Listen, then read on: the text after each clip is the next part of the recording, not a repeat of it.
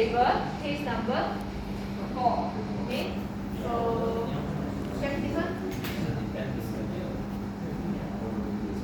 What is your equivalent order cost?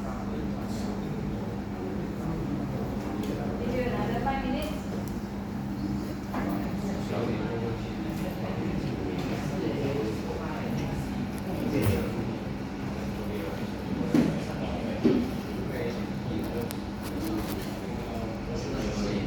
Okay, so this is your equivalent order cost. You get this from the table. Okay, so for this question, how many degree of freedom do we have?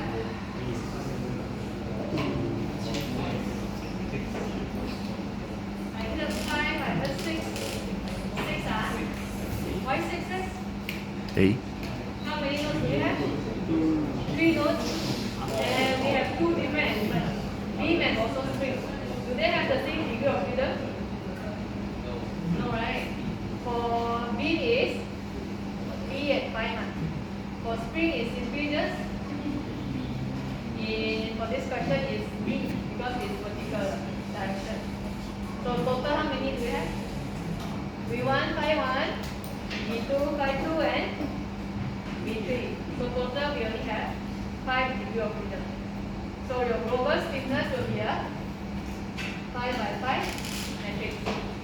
Okay, so now form your stiffness matrix for element 1 and element 2. Element 1 you know is beam, element 2 is your spring. Okay, find out your element stiffness matrix. Okay, they are by the same thing inside the matrix.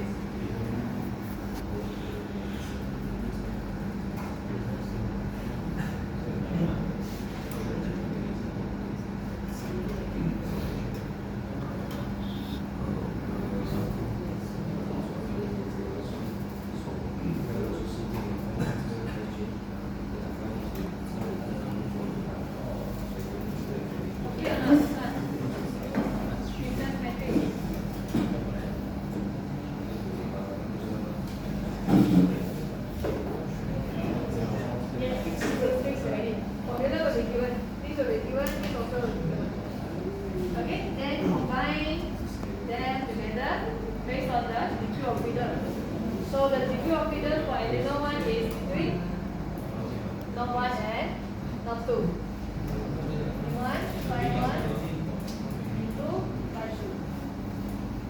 Same thing here, 1, phi 1, 2, phi 2. And string element is between not 2 and not 3, so it's V2, V3.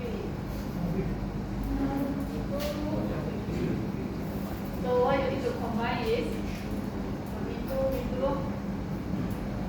Okay, then fill out the 5 by 5 global stiffness matrix. Your first column here, what are the elements in your first column? Yes, F1Y, M1, F2Y, M2 and F3Y. And don't forget about your UDL, equivalent order cost. Very, very common mistake. Students did part B, but they forgot to include it here. Okay, remember to include also your F note here. So F1Y minus F1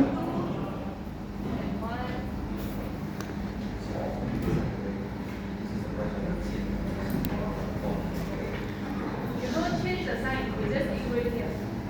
Because originally it's minus F note, right? You move it to the left hand side, become plus already. Okay, so you don't change the sign, just edit it. Okay, then for F3Y, spring, there is no UDL, so for here, nothing here.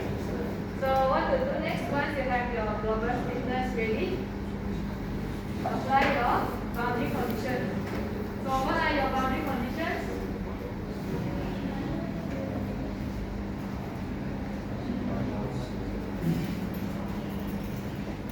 We have fixed support at node 1, solar support at node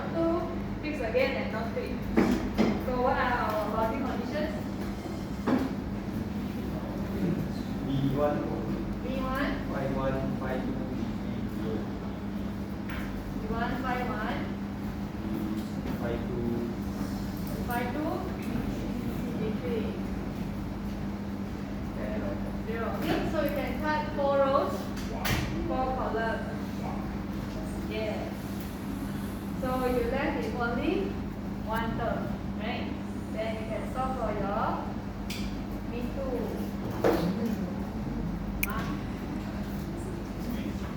Okay, you can cut 4 rows, 4 columns. So you left with your V2 equation only. Then you can solve for your V2.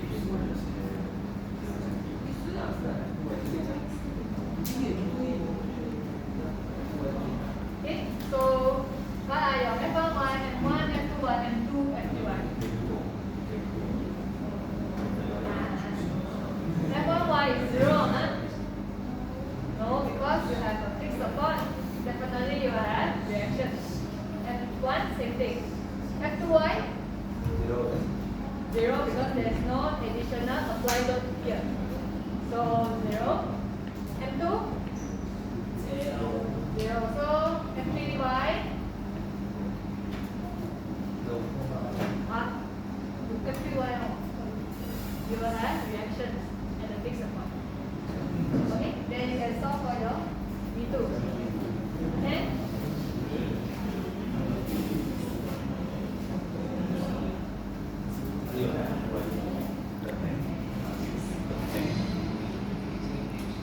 Your answer for V2 is